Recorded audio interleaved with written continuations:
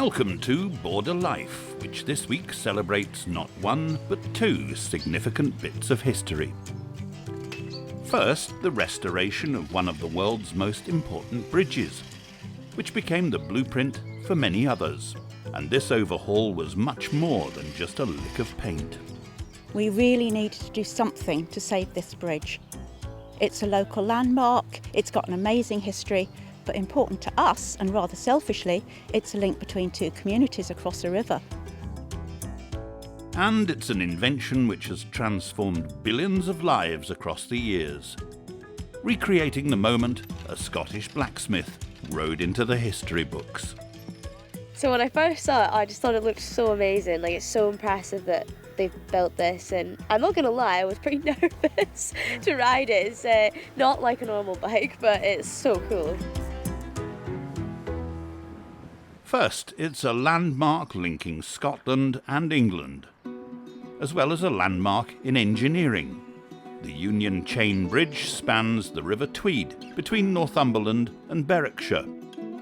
When it opened in the 1820s, its design was revolutionary. 2.5 years of extensive restoration work has just finished, sorting out decades of wear and tear. And somewhere along the line, the bridge has become a big tourist attraction as well. Here's Bruce Mackenzie. There are 25 different ways to cross the border between Scotland and England by road, but few are as iconic as the Union Chain Bridge. It's not just spectacular to look at. At more than 200 years old, it's the oldest suspension bridge anywhere in the world, still carrying traffic. Now, thanks to a £10.5 million overhaul, its future is secure. So here's the bridge. For engineers, including Ryan, bringing the rusting bridge back to life took years of work.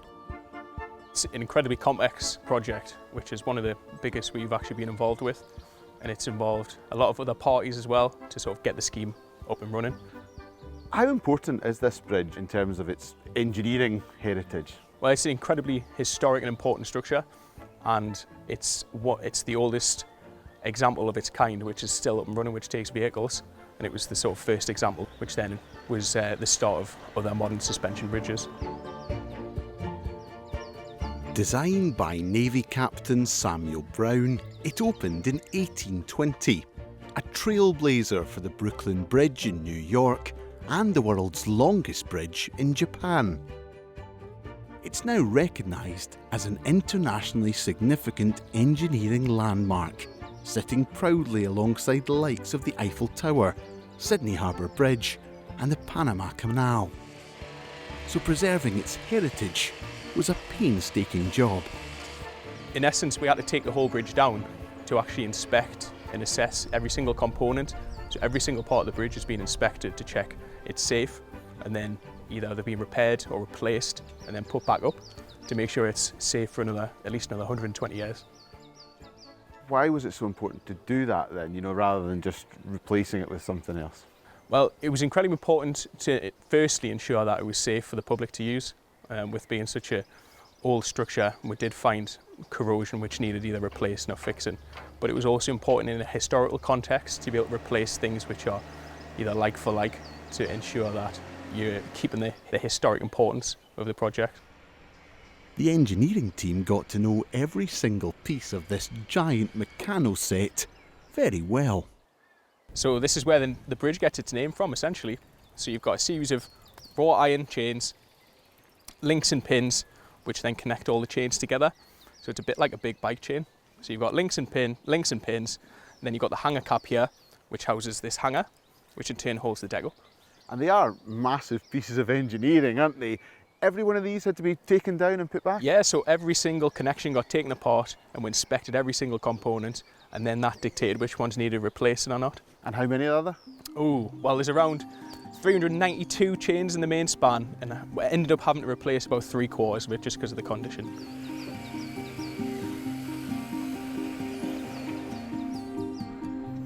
And right here in the middle, Ryan, you've got a new addition to the bridge. Yes, so this stainless steel strip, it shows whereabouts the topographical border is between England and Scotland. So I'm standing right on the border right now. Yes, you got 1 foot in England, 1 foot in Scotland. And when you walk along the bridge, Ryan, you certainly do feel the movement, especially if a car comes along.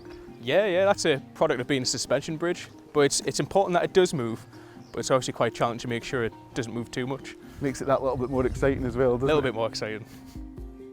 So this is one of the most important parts of the bridge. So this is actually the Scottish anchorage. So the chains come through this pilaster, under the ground, and are connected to an 800-ton concrete block, which is essentially a dead weight to keep the bridge up.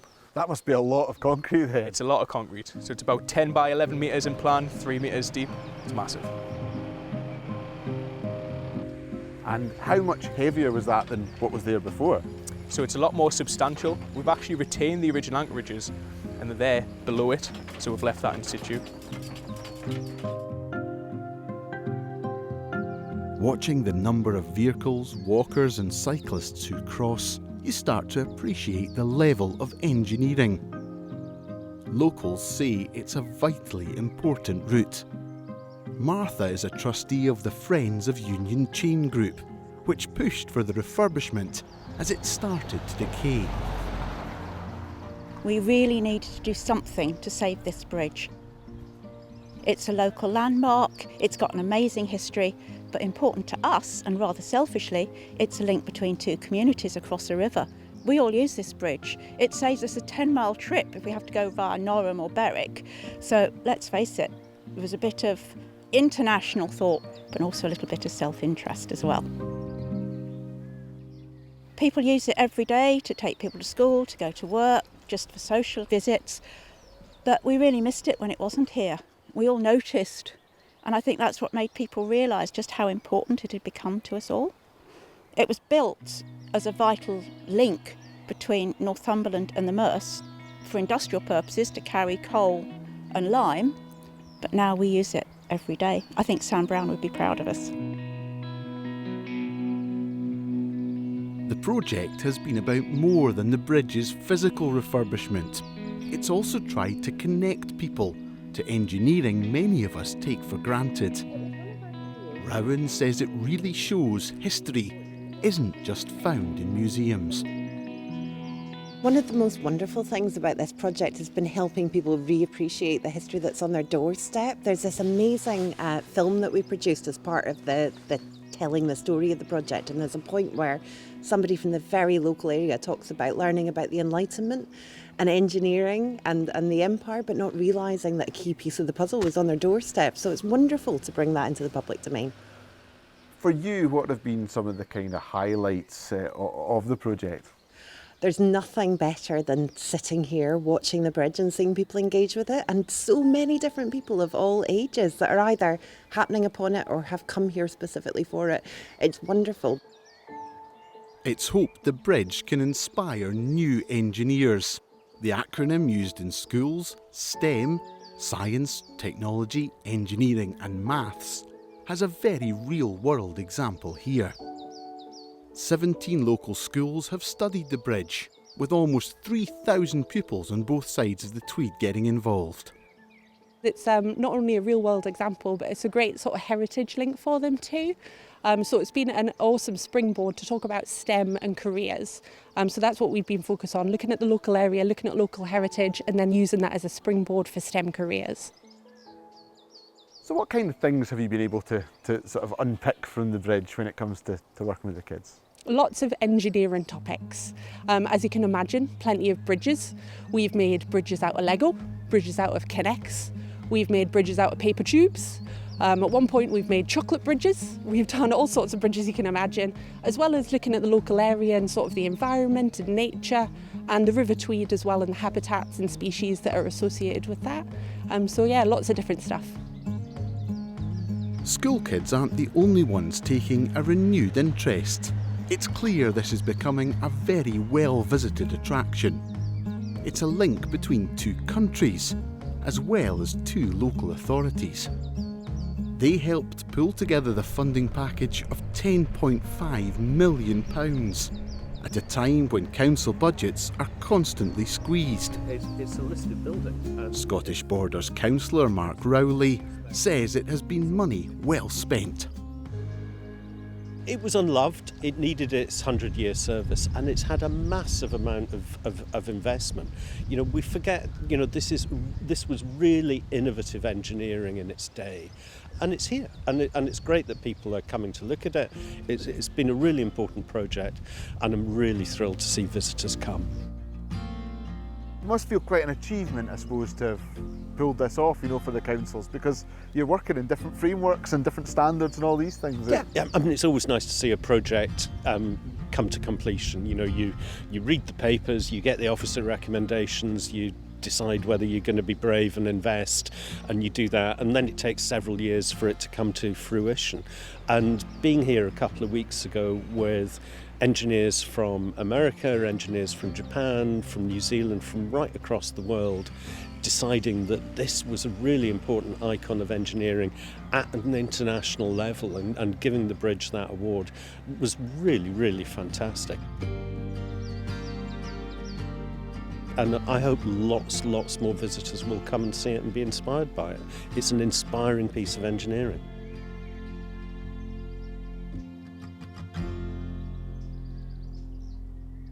Bruce Mackenzie there. 20 years after the bridge opened, a new mode of transport was born in the south of Scotland. Another invention that would revolutionise lives all over the world. Although we look at it now and we think it looks a little bit basic, for him it would just have been a completely new thing. You know, it really was groundbreaking, and he didn't have anything to go and research. He couldn't jump on the internet and look at how other people had made bicycles. It all came from his head. Find out more after the break.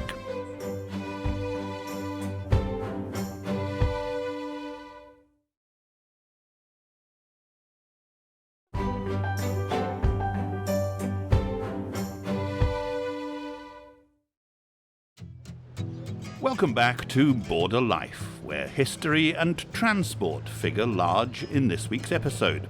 In this case, it's the humble bicycle. The very first bike was the brainchild of a Scottish blacksmith, and it's just been recreated and ridden in the land where it was born. Sandy McCracken has more. The village of Thornhill is seeing the return of a local icon, a working recreation of the first ever pedal bike. It was invented by a blacksmith named Kirkpatrick Macmillan in a workshop just outside the village in 1839. And then back to me, everyone looking this way, nice smile. This reconstruction was commissioned by a Scottish cycleware manufacturer, which is capturing the occasion for posterity. The project, called The Forgotten Legend, is timed to coincide with Scotland hosting the UCI World Championships. Well, we're a Scottish brand. We've been around for 30 years and we love all things cycling. And we came across the story of Kirkpatrick Macmillan having invented the pedal bike in 1839, but then he didn't patent it and he got all forgotten about. So this summer, when all the eyes of the cycling world are on Scotland, we really wanted to celebrate the invention of the pedal bike right here in Dumfries and Galloway. Nice and steady.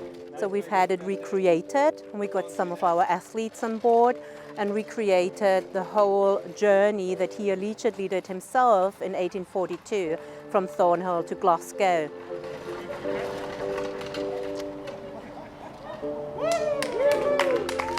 Also celebrating all things cycling is Dumfries Museum, where I went to learn the story of how a humble blacksmith invented a mode of transport now enjoyed by billions around the world. Who was Kirkpatrick Macmillan and what led him to create the first bike? So he was quite a creative person, a blacksmith. He tinkered around and invented different things. He made some modifications to the plough, for example. And rumour has it that he saw someone on a non-pedal bicycle. So that's a bit like a modern child's balance bike where you sort of walk along the side of it like that. And he looked at it and had a go and tried it out and thought actually he could make some improvements on that.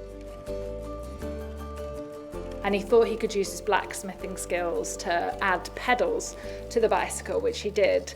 And he became well known in the area as Daft Pate, who would be seen cycling around near Thornhill and surrounding areas. One person described him as the devil on wheels because he was seen going such a crazy speed. He was so fast on this contraption that he could ride from Thornhill to Glasgow faster than the mail coach, which was some achievement. Someone said the person who invented the bicycle deserves the thanks of humanity, and arguably Kirkpatrick Macmillan deserves the thanks of humanity. Most of us probably remember that feeling when you first stepped onto a bike and were able to go without stabilisers, and that feeling of independence and maturity and excitement that was. And that's what we're trying to capture here this summer and celebrate everything to do with bikes and bicycling.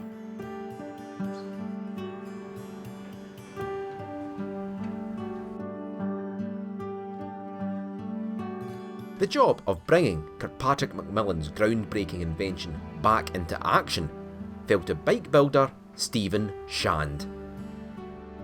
It's brilliant. It makes you feel a little bit proud as a country to have the birth of the bicycle has happened around here. Hand on heart, my first thought was, no, run a mile. I knew about the bicycle and what they wanted to recreate. And I knew the bicycle was mostly made of wood, and I'm not a woodworker. But I had a conversation with a friend Tim, who's a boat builder up in Ullapool, and he makes new boats and restores old boats. And he just said, "This sounds exactly my thing. Why don't we do it together?" So a lot of the engineering challenges in terms of the mechanics of it had already been done, thankfully, by Kirkpatrick Macmillan 150 years ago. And what we need to do was interpret those original sort of designs and look at how we could introduce new materials and fabricating them in a way that was still true to the original project. For me, it's all about sort of context. And although we look at it now and we think it looks a little bit basic and it looks a bit simple, for him, it would just have been a completely new thing. It really was groundbreaking, and he didn't have anything to go and research. He couldn't jump on the internet and look at how other people had made bicycles. It all came from his head. Bicycles are really interesting and really do bring people together because it really is just such a simple thing. And admittedly, what we have now with all the different materials, the carbon fibre and titanium and new sort of cutting edge bike design, but really it's two wheels that your pedals make go round, and that hasn't changed for 150 years. And there is something about the simplicity of it that I think just makes people super enthusiastic about bicycles. Riding the bike on a recreation of Kirkpatrick Macmillan's epic Thornhill to Glasgow ride are some of Scotland's top athletes, who have built their careers as elite cyclists across multiple disciplines, from road racing to downhill mountain biking. So once you remember that it's not a circular motion, which we've pedalled millions and millions of pedal strokes in our lives, so to start, change your mind and be like, right, I just need to push forward and back. And it's sort of like pushing yourself, like gliding along almost, like ice skating or something. Once you get your head around that, it gets the speed up, and it goes along quite nicely. So when I first saw it, I just thought it looked so amazing. Like, it's so impressive that they've built this, and I'm not going to lie, I was pretty nervous to ride it. It's not like a normal bike, but it's so cool. It couldn't be more different. It's not at all apart from the fact it's got two wheels, it's completely different, yeah. It's iconic, isn't it? Ridden my bike for many years, and it would be really cool to try something so old. And you look at the reaction from other people just seeing this today.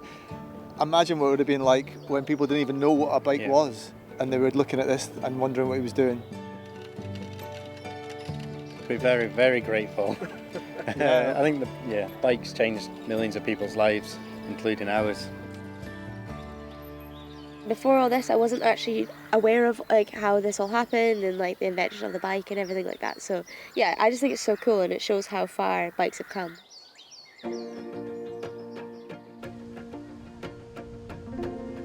With the story of the bike's Humboldt and Frieser origins being rediscovered, its inventor is set to be memorialised in a longer lasting way, with this year's launch of Scotland's newest long-distance cycling route, dubbed the Kirkpatrick Coast to Coast in his honour. It's an amazing story that our region literally invented the pedal bicycle. You look at that original velocipede of wood and of metal, you compare that with the carbon fibre bikes that are bombing it down the hill behind me. So much has changed, but you know what? So little has changed as well. What his invention allowed people to do was to explore the area, to have that freedom, to enjoy the fresh air, and all of those same things are what we're celebrating today. From leisure cyclists to elite athletes, and from mountain bike trails to epic coast-to-coast routes, cycling has left its mark on our part of the world. And it's all thanks to an eccentric blacksmith and his marvellous contraption.